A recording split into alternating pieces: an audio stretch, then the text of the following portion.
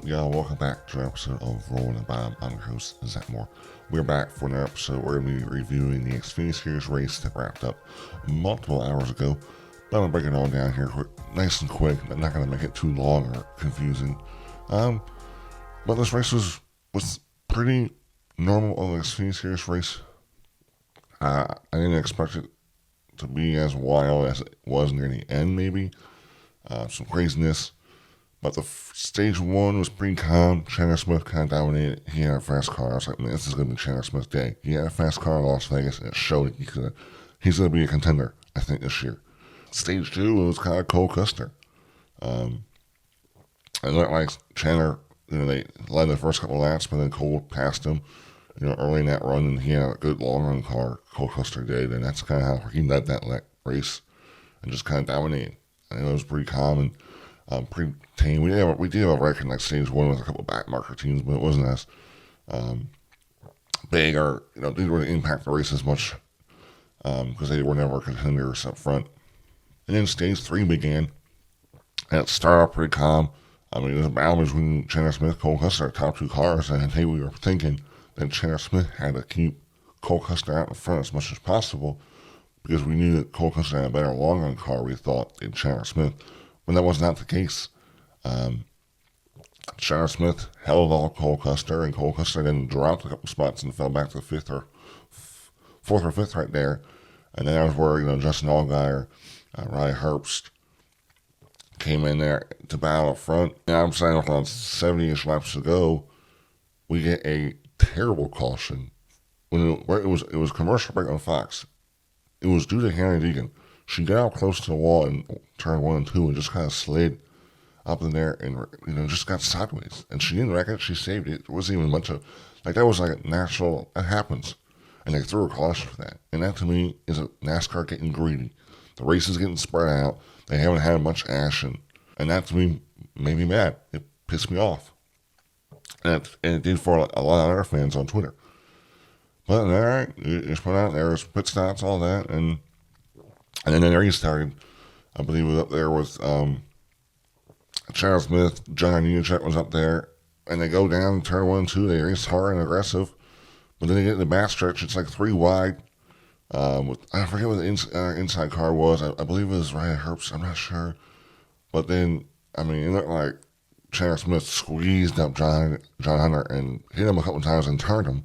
And he turned down. He hit Ryan Herbst. Ryan Herbst spun, and then a bunch of other cars got collected. Tons of race cars. That ruined Ryan Herbst's day. John Nemechek's day. Sam Mayer got torn up. He's had terrible luck. I think this is like his third DNF this season. Out of 4 races. Terrible. Hannah Deegan got involved, and she was running like outside the top 20, so she was not having a great day either.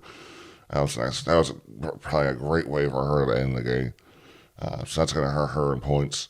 I know Jeb Burton was in this. Just a couple of guys that were having solid runs for them and just kill it. And to me, it was all because NASCAR got greedy and threw a caution that whenever, I've seen cars smack the freaking wall and no, they don't throw a caution, dude. So it's just, I don't understand that.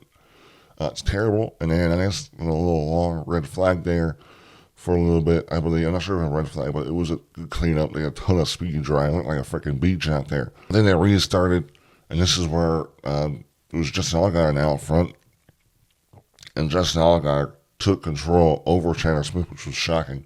But I don't know, maybe Chandler Smith, maybe this is where the short run speed was killing him at the end of this race, where Justin Allgaier had a strong car overall, I felt. And that's where it kind of turned into. It just turned into a long little race. Justin Allgaier just took control. He had a good 2.5 second lead and just freaking was smoking the freaking field. I thought it was over. I thought, man, unless we get a caution, freaking Justin Allgaier is going to come out here and take home a win. He's very good here. Yes, laps are winding down. We get to 10 laps to go, and then we get to 6 laps to go, and he's going into turn 1 and 2. Nothing. He's just dominating. Oh, this is Justin Allgaier's kind of day. Big win. All of a sudden, you see smoke, tire go down. He's freaking turning backside into the wall hard, and just destroys the car, and loses the race right there because of that, because of a freaking tire. That has to kill. I mean, their team, they were going to win this race. They were dominant. There was no way Chandler Smith was catching them. Restart with a couple of cars coming in with tires, but it was just scuffs, like Samuel Smith put on some scuffs. There wasn't only going to be 2 laps to go. Maybe he was hoping there would be a caution or two in there to help him move up spots. But it was a battle between 2 teammates, Sheldon Creed and Chandler Smith.